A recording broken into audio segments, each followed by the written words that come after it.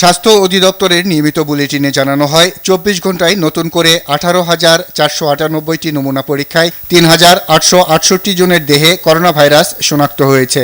গত ২৪ ঘন্টায় যা পরীক্ষা হয়েছে তাতে শনাক্ত হয়েছে ৩,৮৬৮টি।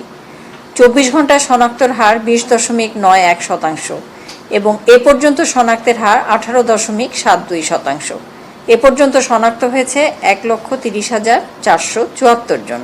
২৪ ঘন্টায় মৃত্যুবরণ করেছেন ৪০ জন এবং এ পর্যন্ত ১,৬৬১ জন। শনাক্ত বিবেচনায় মৃত্যুর হার ১.২৭%।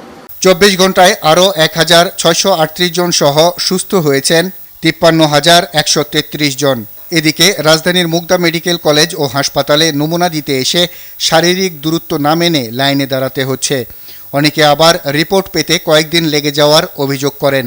এর আগে করছে এখানে, তখন এখানকার রিপোর্টটা পাইনি, মানে মেসেজ যাওয়ার কথা যায়নি। আমরা ক্যান্সারের রোগী, এখন থেরাপি দিতে হবে, কোনো রিপোর্ট ছাড়া আমাদের থেরাপি দিবে না, এই জন্য রিপোর্টটা নিতে আসছে। এখানে কোনো অভিযোগ নেই, এই আর কি সিরিয়ালে দাঁড়িয়েছি, এটাই একটু মানে ডিস্টেন্স হলে বেটার হতো। এখন দেখা গেছে যেই সিরিয়ালটা দেখছেন এটা তো মানে একটু ঝুঁকি, সিরিয়ালটা একটু ডিস্টেন্সের দরকার ছিল সিরিয়ালটা। হাসপাতালের পরিচালক দাবি করেন নির্ধারিত সময়েই তারা রিপোর্ট দিচ্ছেন, তবে জনবলের সংকট থাকায় অনেক সময় কিছু সমস্যা হচ্ছে। কোনো ক্রাইসিস আছে নাকি জনবল সংকট বা?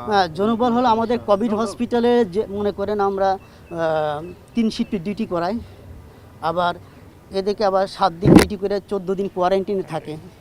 তো যে জনবল ছিল নন কোভিড হসপিটালে, ওই জনবল দিয়ে কোভিড হসপিটালের মানে সার্ভিস দিতে গেলে আমাদের জনবল আরও লাগবে।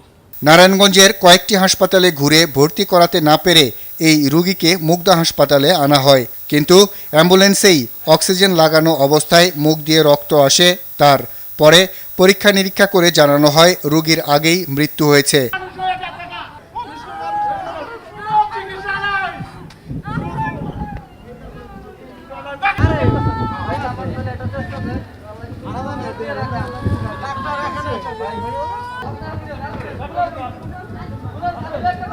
করোনা চিকিৎসার জন্য নির্ধারিত কুর্মিটোলা হাসপাতালেও স্বাস্থ্যকর্মী সংকটের অভিযোগ করলেন রোগীর স্বজনরা।